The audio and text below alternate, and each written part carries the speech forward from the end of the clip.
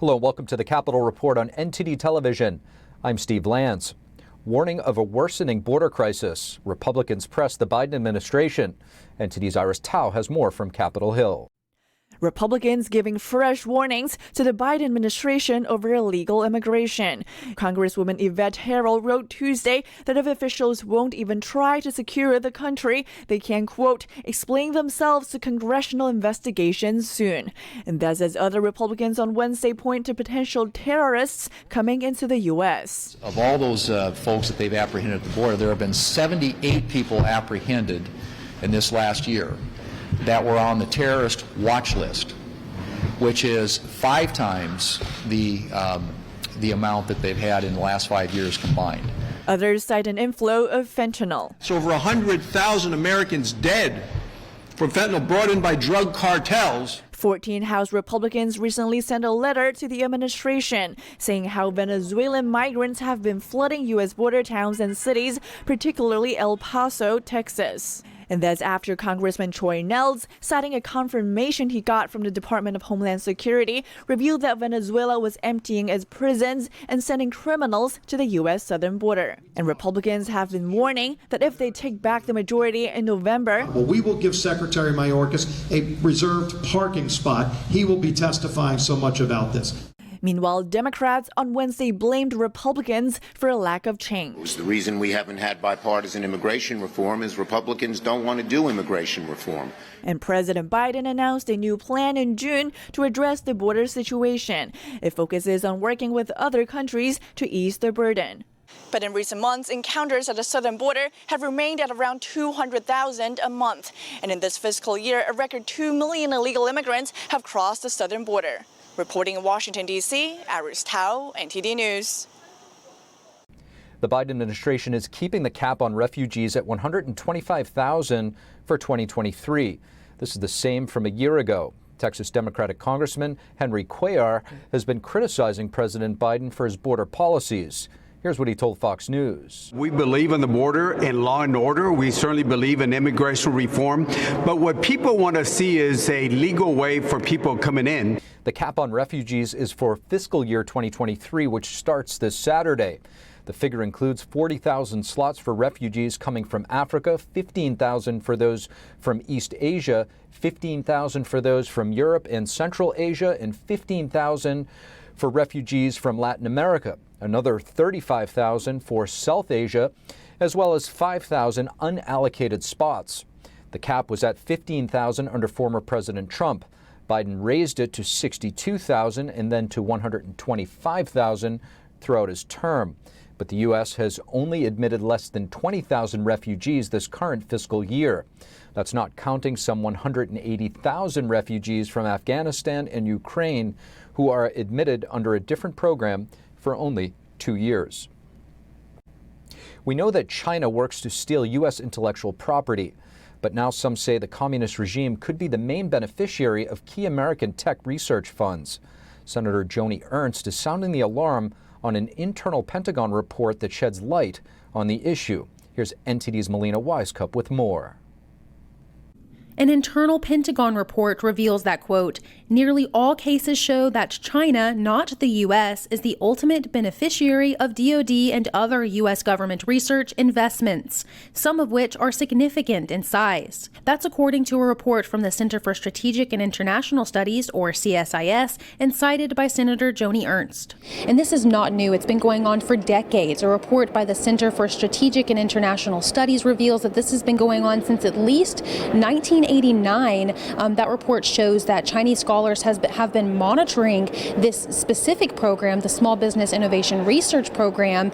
We caught up with Senator Ernst earlier today, and she explained why it's important for them to continue to expose this and solutions moving forward. Because obviously we don't want taxpayer dollars going into research and development and then handing over that information to the Chinese. We are basically taking taxpayer dollars, developing technology for our own use here in the United States for national security, and then turning it over to the Chinese, where they can reverse engineer a lot of that technology and use it for their own purposes, maybe against the United States.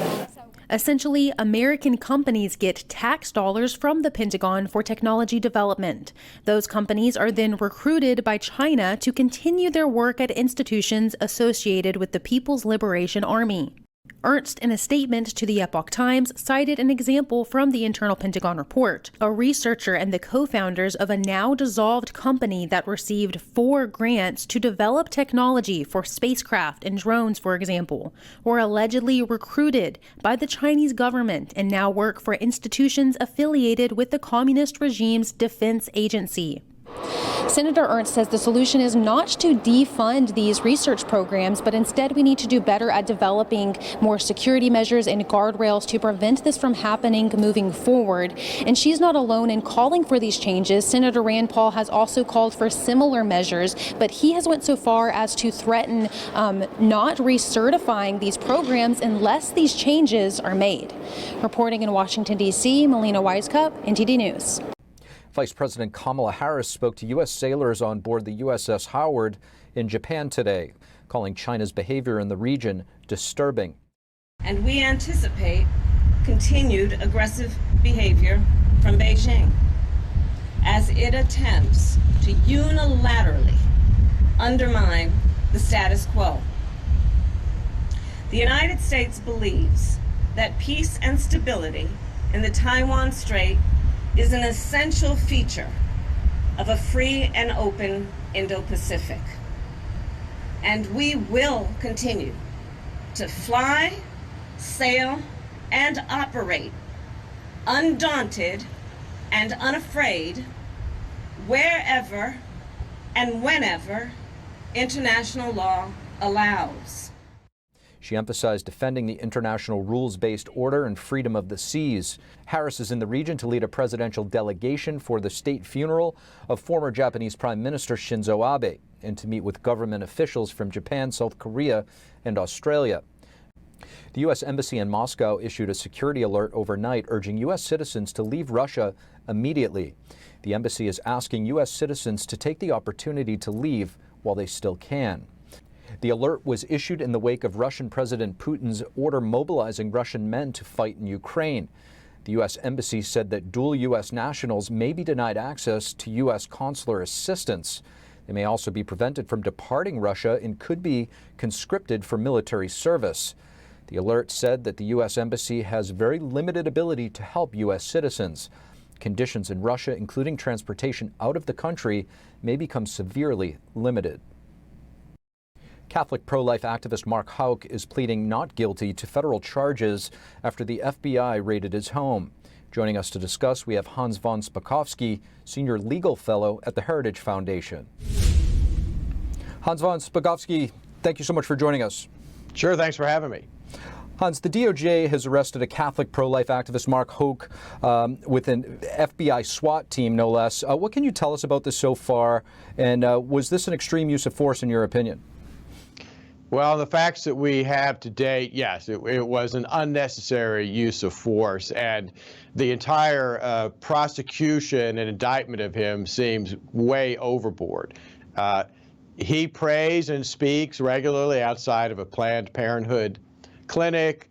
About a year ago, apparently, there was a confrontation with an escort, someone who escorts women into the abortion clinic.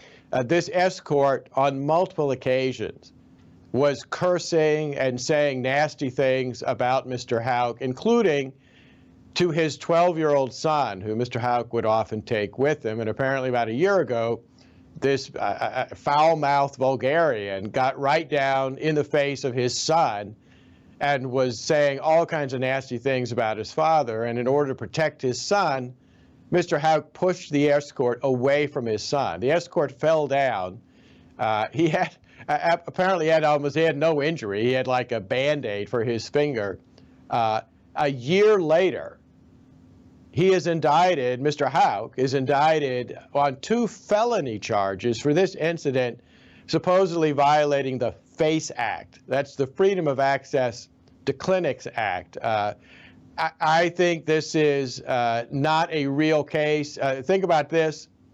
The district attorney in Philadelphia refused to file any criminal charges.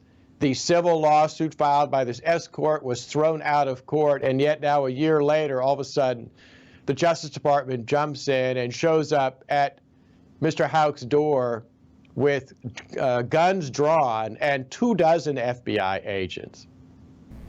Lots of very interesting points, Hans. I mean, you just mentioned that the civil case was thrown out. How did we get here, and more importantly, how to reverse course?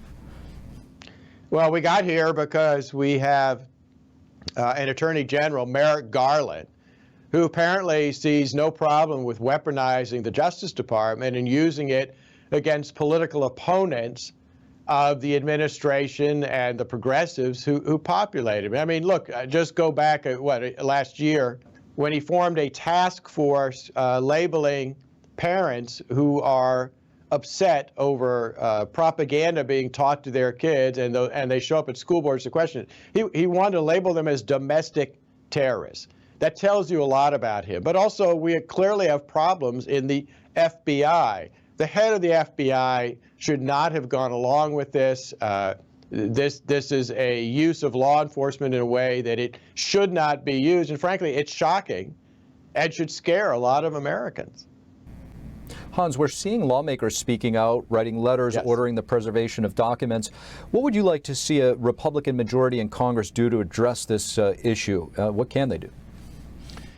I think they need to have intensive oversight hearings. And by intensive oversight hearings, I mean not just looking at this incident, but looking at all the other problems we have seen. Their misbehavior in the Russia-Trump collusion hoax investigation, their treatment of General Michael Flynn. I mean, all you have to do is look at the Inspector General report that was issued by the Justice Department Inspector General about the Russia-Trump investigation, and it's filled with incidents and citations to all kinds of misbehavior, not only by the FBI, but by Justice Department officials, too.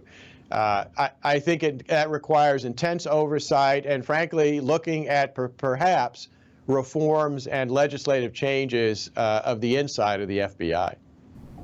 Hans von Spakovsky, thank you. Thanks for having me.